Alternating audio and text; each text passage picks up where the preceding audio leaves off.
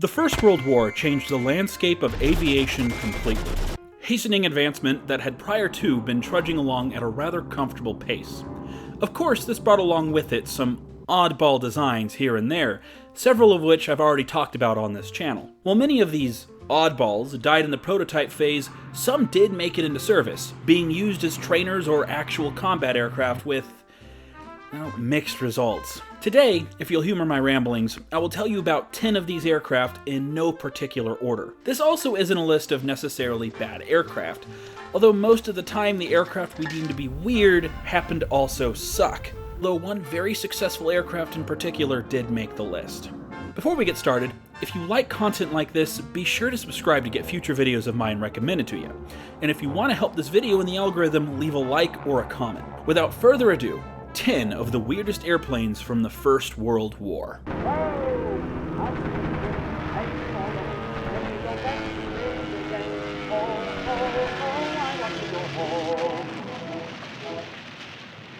Starting off strong, we have this monstrosity, the Fokker V8. This airplane was made out of Fokker's later attempts to design a fighter capable of combating the very successful Sopwith triplane. In fact, it was the DR triplane that actually inspired the V8's existence. That, and more than likely, a lot of alcohol and drug abuse. It was proposed by Anthony Fokker himself to design a quintuplane, or a quintuplane, I don't really know how to pronounce it, after he saw the success of his DR1 triplane. Obviously, if 3 wings appear to be better than 2, then 5 would be that much better than the 3. Reinhold Plotz, the man who designed many of the great German aircraft of the First World War, including the DR1 triplane, reluctantly took up the task, telling Fokker that it wasn't going to work. The eventual design was this ugly creation with 3 wings in the front and 2 in the back. It was powered by a 160 horsepower Mercedes D3 engine. Completed in October of 1917, Fokker himself took it for a short flight. It was more of a hop, but was recorded as an actual flight, and demanded modifications before doing so again and canceling all further tests. Although Plotz continuously had told Fokker of the impossibilities of the design, Fokker never told him he had been right, killing the project quietly. Later in life, Plotz would rarely talk of the V8, and when he did, it was with embarrassment and regret. He would later redeem himself with the technological wonder that was the Fokker D7. You can actually learn more about this aircraft in another video of mine, seen here. Moving to Italy, we can see their own interesting ideas for what constitutes a viable aircraft design with the comically small Pensuti Caproni triplane. The famous Italian aviator Giovanni Caproni and lesser-known pilot Emilio Pensuti had been designing the tiny triplane since early 1914. It would take several years, however, for an airworthy prototype to be built. Unfortunately, Emilio Pensuti died shortly before during an accident in which an in-flight fire forced him to land the airplane he was test flying. His efforts saved the life of his co-pilot at the expense of his own, but his aircraft design would fly. This odd aircraft, when it took flight, became the smallest airplane flown during the First World War. Described as the bicycle of the sky, it had a wingspan of 4 meters and a length of 3.8. Powered by an 80 horsepower engine, it managed great stability and decent performance, with unconfirmed reports showing a maximum speed of 95 kilometers an hour. It would win second place at the Milan low-powered aircraft competition in 1920. An unknown number were built, serving as recon aircraft in the Italian Air Force until around 1923. A surprisingly long service life for such a small and low-powered airplane. Shifting into the opposite direction, we have a much older and much larger aircraft compared to the little Italian triplane. The Russian Ilya Muromets. This giant of an airplane was insanely successful, and like many of Sikorsky's creations, holds a long list of firsts to its name. From the first 4-engine airframe, first large passenger airplane, first heavy bomber, to first confirmed internal bomb bay, it was, without a doubt, years ahead of its time when it first flew in 1913. It was, however, an extremely weird aircraft. Even looking at the variants of the near 90 or so built between 1913 and 1917 shows each one looking like some strange craft thought up by H.G. Wells more so than an actual usable machine. Unsuccessful German copycats of the bomber were attempted throughout the first half of the war, stopping in 1916 when the Flugzeug program finally began producing usable bombers of comparable size. The Ilya Muromets would eventually be relegated to civil airline transit after the revolution, until around 1922. Although only one was shot down in combat, none are known to still exist today, with a single full-scale replica being built in 1970. Up next on my list is the Lawrence Lewis flying boats, known as the Lawrence Lewis A1 and B1, with the origins of its design mostly starting with the company's founding in 1913. The first experiments weren't conducted until 1915. Fully enclosed, it had the shape of a rather deformed football with wings. Its single engine mounted on the top of the fuselage, not helping the already deranged shape. As one may expect, the airplane never garnered much interest, beyond those with some morbid curiosity of the insane. It probably didn't help that the aircraft used wing warping to control its movement, something that had become outdated and obsolete by the time tests began in 1915, and the seemingly clumsy airplane quietly disappeared into the footnotes of history. The Lawrence Lewis Company itself would eventually fold in 1919, somehow never doing anything of note, creating a practical airplane or even making one of interest after America entered the First World War. Honestly, a feat in of itself. This next one, if you haven't heard of it before, may surprise you, considering the strange and unconventional appearance of the previous four aircraft, which, in my opinion, makes this the perfect aircraft to come up fifth. The AEG J-1. This airplane is one I made a video about a while ago, so if you want a more in-depth look at this very unique airplane, go ahead and check that out. While the oddity, besides the unique look of the 200 horsepower Benz BZ4 engine, is difficult to see, it is there, and it ultimately was the reason this airplane failed. Very similar to the AEG C4, this airplane was built for ground attack duties. Fitted with ground-firing machine guns and reasonably thick armor plating to protect the crew from ground fire, it was nicknamed the Panzer Flugzeug by the Germans who saw and flew them. Some examples were outfitted with flamethrowers for ground attacks as well, although documentation relating to their use is, as far as I have seen, nowhere to be found besides this single picture. As you may have guessed, the extra weight from the armor and the lack of forward-facing guns made it a mixture of hard to land and easy to shoot down, leaving only a handful of the 609 produced during the war left after the armistice. These would have their armor removed and be converted into small passenger aircraft for the fledgling company Deutsche Luft Reederei. I have no idea if I'm pronouncing that correctly. Okay, I know, this was supposed to be about airplanes, but bear with me. Come on. Did you really expect to see such a weird-looking craft? It's a helicopter in 1918. At least that's when it first flew. It's incredible. I had to add it to the list. Come on, please. I've only got 10 slots, and this one had to fill one of them. I doubt you've heard of this. I doubt you knew about it, and if you did, that's incredible, because I didn't hear about it until deciding to make this video and stumbling across it by accident.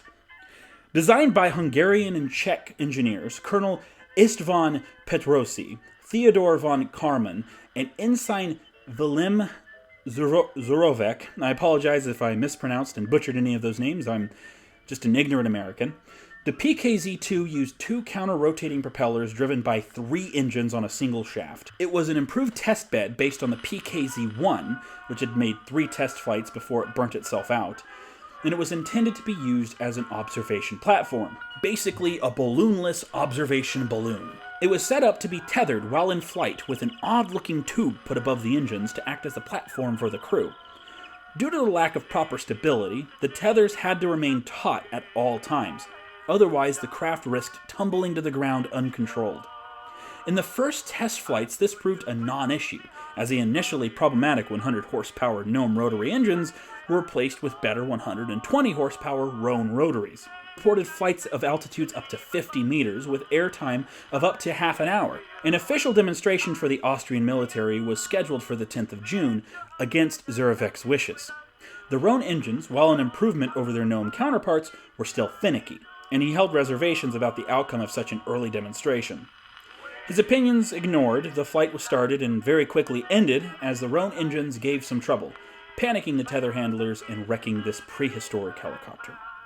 Before repairs could be made, the war had ended and the PKZ-2 was confiscated by the Italian military, who more than likely found it to be of no use and destroyed it.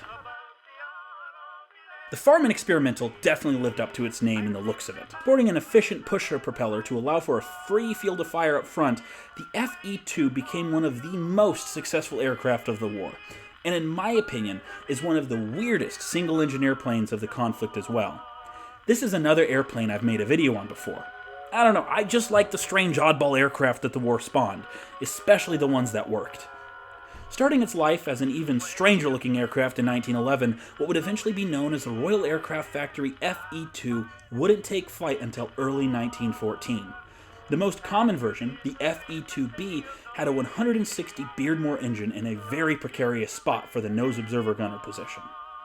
Almost 2,000 FE-2s would be produced, with production continuing even after its redesignation as a nighttime bomber, a role that led one FE-2 to nearly kill the Red Baron in 1917. By 1918, however, the FE-2 was completely outclassed and became mostly relegated to submarine hunting and training duties. Only one original nacelle still exists, and it has had wings and a tail rebuilt around it, being on display now in the Royal Air Force Museum. Alright, the moment we've all been waiting for. I know everyone here has been waiting for this country to finally be mentioned. And finally, here we have them. Romania. Yes, the country extremely well known for their Air Force?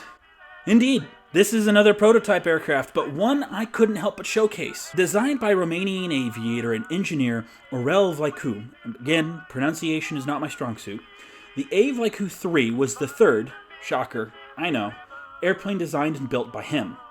Much like Pensuti, Vlaicu never got to see his final aircraft fly, as he died trying to be the first to fly over the Carpathian Mountains on September 13, 1913, in his Vlaicu 2. Construction continued thanks to close friends of his, and the Vlaicu 3 was ready for test flights in 1914. This was the very first metal-built airplane, and it was powered by a 70-horsepower Gnome Gamma radial engine, which swung one tractor and one pusher propeller on opposite ends of the airframe. Unfortunately, not much of the performance is known. The aircraft was originally ordered by the Marconi Telegraph Company as a way to test aerial radio communications, but it was never delivered due to complications of this small conflict breaking out in the Balkans after one Austrian Archduke was assassinated. One extra oddity of the Vlaicu 2 was the lack of ailerons. Instead, it was only controlled by the rudder and elevators. It's not known if the airplane was used by the Romanian military after their entry into the war, and the fate of the airplane after the fall of Romania in 1916 isn't exactly known. The last sighting of the aircraft was during a German aerial exhibition in 1942, although that's not necessarily confirmed either. It is assumed to have been destroyed shortly before the end of World War II, although that destruction probably happened sooner. Italy has this history of making odd-looking and strange aircraft, so it's no surprise they appear twice in this video. Equally unsurprising is the inclusion of another airplane designed, at least in part, by the Caproni brothers. This airplane, the Caproni CA-4, had started life with the CA-1 back in 1914. A very conventional bomber for the time, if not a bit ahead of its time, the airframe proved extremely stable and was improved upon with the CA-2, giving it more power. This was repeated again with the CA-3, one of the most successful Italian aircraft of the time. Every iteration had followed the conventional design principles set forward by the CA-1, and each one had been ahead of its time. So what to do with such a good and solid design? Well, why not just place the fuselage into an absolutely insane wing configuration? And that's how you get the CA-4. This monstrosity first flew in 1917, and somehow offered incredible handling with an extremely sturdy wing structure. The wings were almost 30 meters long, 1.5 meters shorter than the B-17. And there were 3 wings! There were also 3 engines, one pusher mounted at the end of the center fuselage, and the other 2 in tractor configuration on either flanking one. These were the 400 horsepower Liberty V12 engines, giving it a top speed of 140 kilometers an hour, and a max bomb load of up to 1,950 kilograms, depending on how much fuel and crew it had aboard. The typical maximum bomb load sat at around 1,450 kilograms. This, effectively made it the most capable bomber made during the war, second only to the Zeppelin Staaken R6. Up to around 50 were made, used to bomb Austrian positions in mid to late 1918. Several examples were sent to the US and Britain for evaluation and testing, although it appears to have been for little benefit. After the war, a few entered service as passenger airliners until sometime in the 1920s. One such airliner crashed on August 2, 1919, when the wings collapsed at an altitude of 910 meters, killing all aboard. I could not find a cause for the accident personally, but I assume wing fatigue played a role. The last surviving example was kept in Italy until it was destroyed by an Allied bombing raid in 1942. The last airplane is one of French origin. I believe we are both lucky only one of these was made, and unlucky that one was made at all. Very few pictures exist of this airplane, and I think it's just my morbid curiosity wishing that there were more that were taken. Meant to be a single-seat fighter, it was designed as a pusher-propeller aircraft at a time when it had become obvious such airplanes were not only unnecessary thanks to the interrupting gear, but also less agile than their tractor counterparts.